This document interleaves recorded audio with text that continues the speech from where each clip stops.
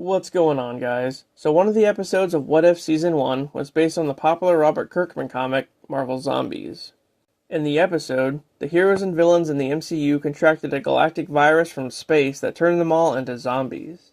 It got so popular that Marvel Studios decided to give it its own series. So, here you go. Episode 1 starts off with Kate Bishop, Riri Williams, and Kamala Khan hunting zombies in the woods. They're accompanied by a floating Iron Man with a teddy bear head. It turns out to be the headless body of Iron Man, with Tony's AI Friday guiding it. As they head into the city, they see a rogue Quinjet overhead that crashes nearby. Inside, they find a zombie with a strange device in its stomach, which almost looks like R2-D2. Just then, they get attacked by a zombified Hawkeye, but they manage to evade his arrows. Later on, Riri examines the R2-D2 device, which she determines is a transmitter that's giving off some kind of frequency. It has a program on it designed by S.H.I.E.L.D. called Project Lifeshot, which was a last resort to defend against the zombies.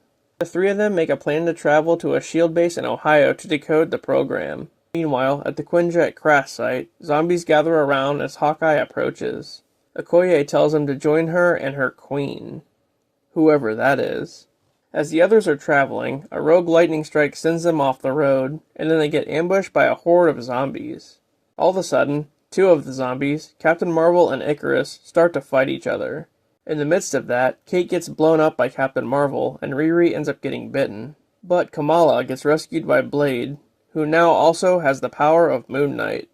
So I guess we'll just call him Blade Knight. He takes her the rest of the way to Ohio. When they get to the S.H.I.E.L.D. base, they find a wall of zombies being controlled by Melina Volstikov.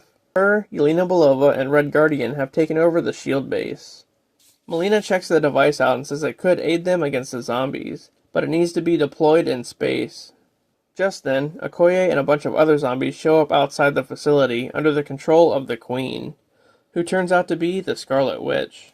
They breach the facility and a huge war breaks out. As Red Guardian defeats Captain America, Ghost bites and turns a bunch of people inside into zombies. As Melina sacrifices herself so the others can escape, Blade Knight has a sword fight against Ghost and cuts her into pieces.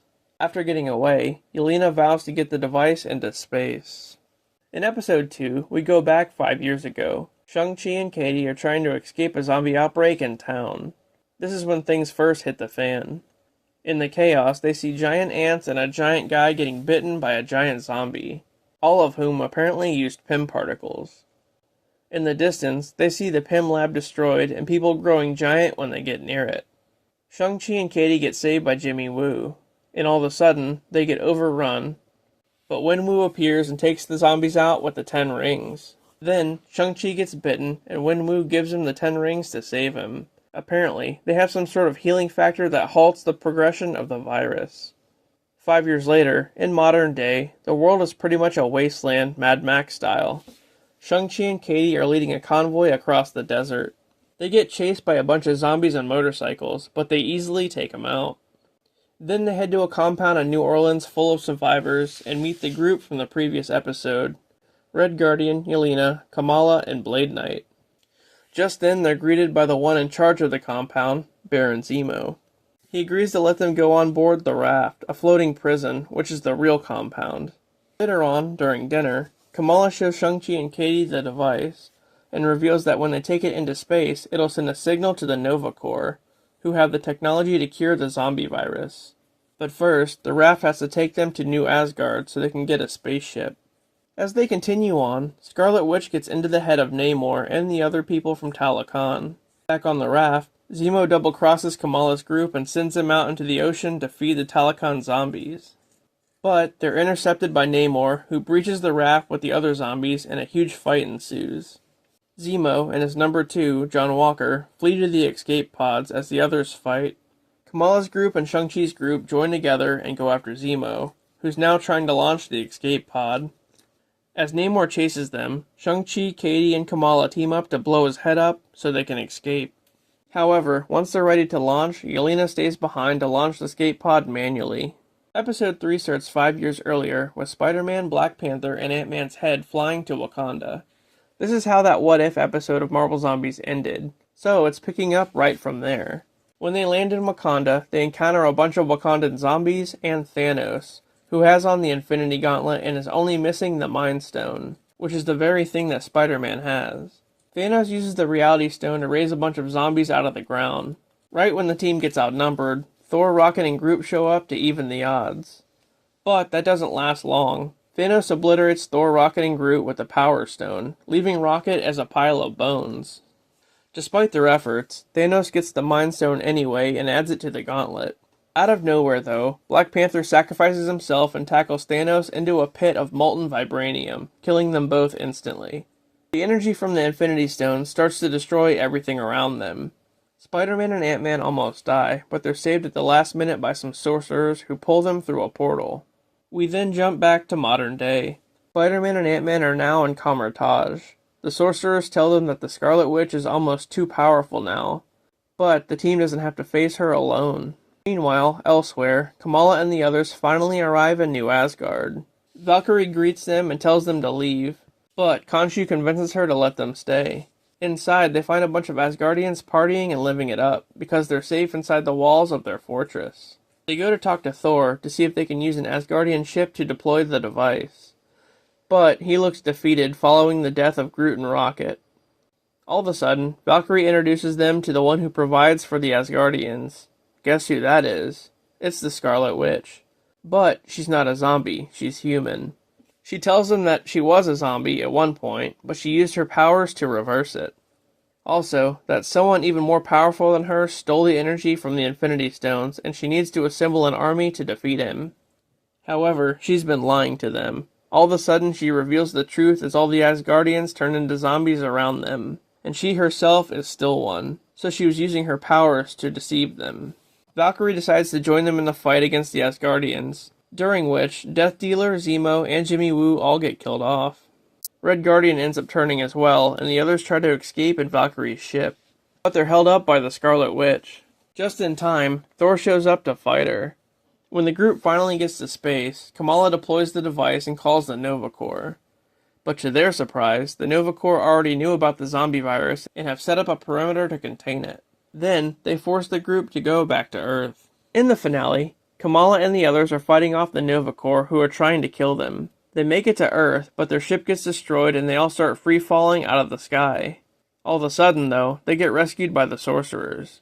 They end up in Kamar-Taj, where the Minotaur tells them about how Black Panther saved everyone by tackling Thanos into the pit.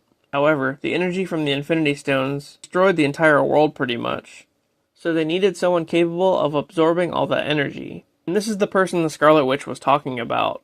It turns out to be the Hulk. The sorcerers want the others to stand with them against the Scarlet Witch, who wants the Hulk's power for herself.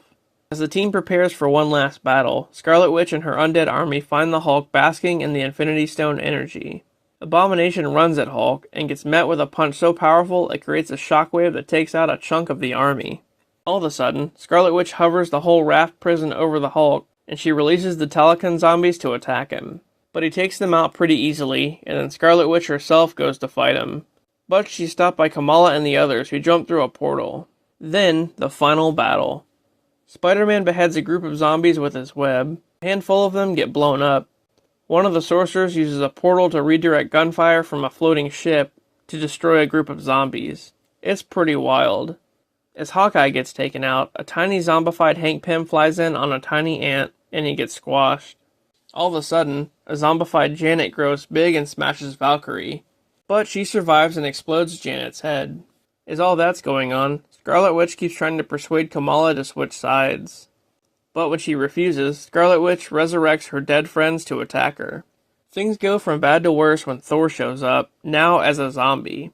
As Blade Knight tries to stop Thor from getting to the Hulk, he's incinerated by the Bifrost. Thor and the Hulk end up fighting, and Hulk smashes Thor's head in. Just then, as the others all get overpowered, the Scarlet Witch appears next to the Hulk and absorbs the Infinity Stone energy. Kamala tries to stop her, but the Scarlet Witch has become too powerful. She tries yet again to convince Kamala to join her, saying that together they can fix everything. After thinking about it, Kamala just takes her hand and the Scarlet Witch reverts everything back to how it was. Suddenly, Kamala is hanging out with Riri and Kate like nothing ever happened. But, just then, she starts having visions of everyone around her being a zombie. In the distance, the real Riri tries to tell her that she's being tricked. And Kamala realizes that the Scarlet Witch just warped reality around her to make her think she fixed everything. The end. Wow, that was pretty amazing. The Scarlet Witch won in the end. She got the power of the Infinity Stones and tricked Kamala. The fight scenes were intense and the plot was awesome. Not quite like the graphic novel, but that's okay. I really hope we get a season 2. And I liked how Kamala Khan was the main character, more or less. Anyway, that was Marvel Zombies. I hope you guys enjoyed it, and I'll see you later.